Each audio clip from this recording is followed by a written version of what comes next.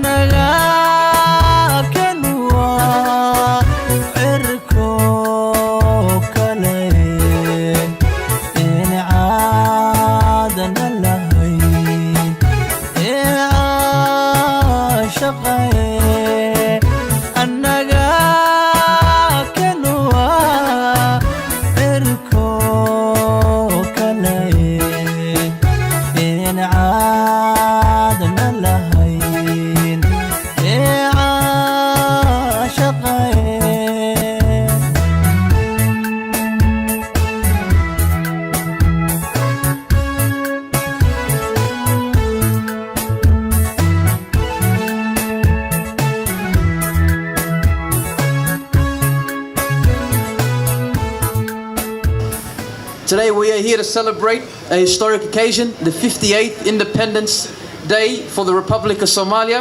This day recognizes the formation of the Somali Republic on the 1st of July 1960. It really is amazing to have all these communities brought together from East Africa and for the local MPs and the MPs who are here today. maalin aad u wanaagsan aad u qurux badan weeye waa markii noogu horeysay Australia oo aan banaanka u soo baxno maalinta xorriyadda Soomaaliya waa maalin taariikhi ah marka soo dhawaada dadka Soomaaliyeed ee magaalada Melbourne. This is multiculturalism in action. You've got the Eritrean community cooking the sausages and the Oromo community serving the coffee at the Somali Independence Day. And I think that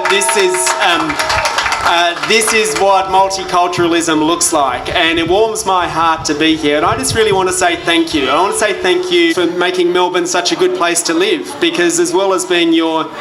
Member of Parliament, I'm your neighbour. I live in Princes Street, just 2 streets over, and I think I'm about to go home after this and bring back my 2 daughters to come and go on the jumping castle and to get their faces painted as well. And I'd like to thank the organisers today. I'd like to thank the community leaders, and as I said, I could see so many across Melbourne that are here to support this event. I wish the very best for the Somali community as we celebrate the 58th Independence Day, a magnificent day for Somalis, not only in Melbourne but across the world. Now my English is good, my Italian's not so bad, but my Somali is not very good at all, so bear with me. Wari mai sadi war hakar harho, which I'm told means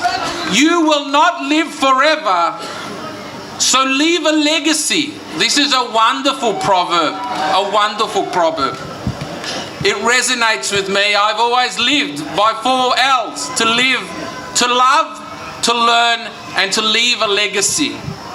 Somali Australians are creating this legacy. The Somali community make up the highest percentage of community in my police service area, which is Flemington. We have a really excellent relationship with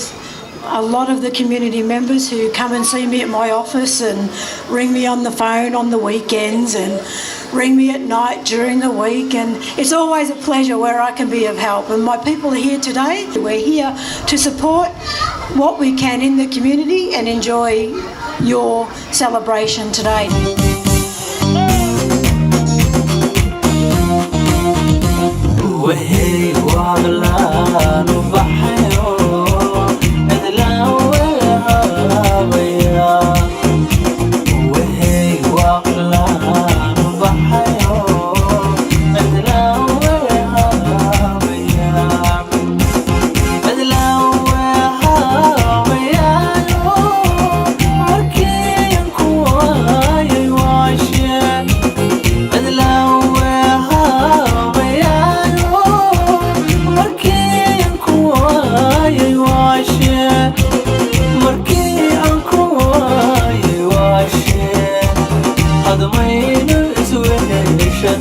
دونا مركي قواي واشي هذا ما ينسوي شدونا وهي واغلى ربحيو إذلا ويها بيا وهي واغلى ربحيو إذلا ويها بيا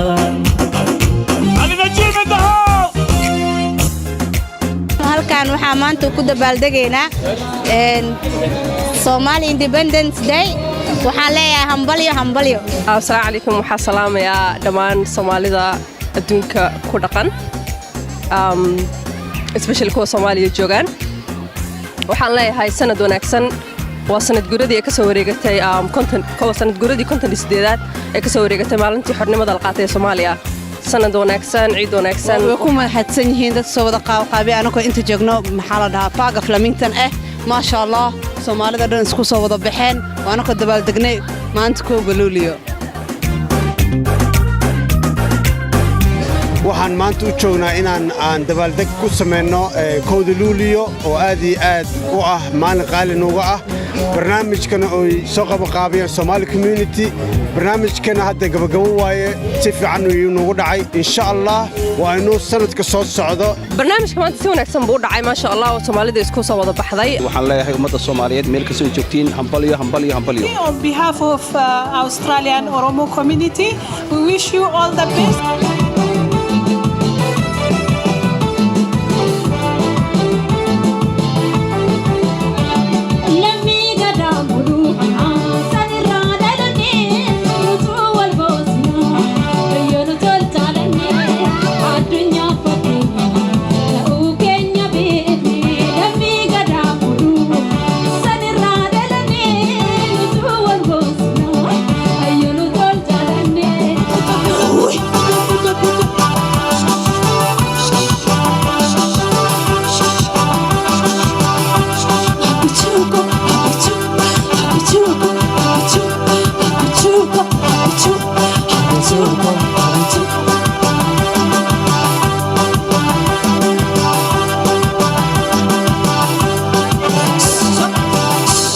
mareen Melbourne si waxaan uga dabaaldegnay dhammaan dadkii ka soo qayb galay iyo dadkii soo abaabulay iyo dhammaan ummadda Soomaaliyeed ku dhaqan magaalada Melbourne waxaan leenahay aad baad maasantiin guul baan rajaynaynaa Soomaaliyana waxaan leenahay Soomaaliya isku tirsan oo toosta oo dalkeedu nabad iyo barwaaqo iyo baraaro ku waaro ilaahay sanadka soo socda hana gaarsiiyo waxaan rajaynayaa sanadka kale in halkaan isku nimaano anagoo nabad qabna anagoo barwaaqaysan waxaanu isugu soo baxnay annaga iyo caruurahayagii dhammaanteedba sidaan u bandhigi lahayn oo aan ummadda oo la qaybsan lahayn maalintan ugu weyn oo ummadda Soomaaliyeed ku weyn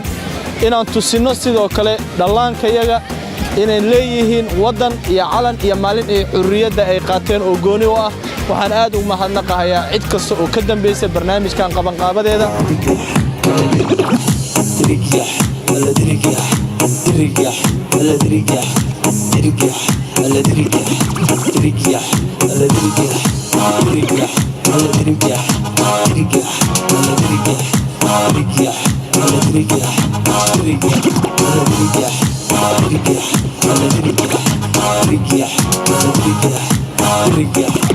aad baan ugu faraxsanahay runtii barnaamijka noocan inaan qabanno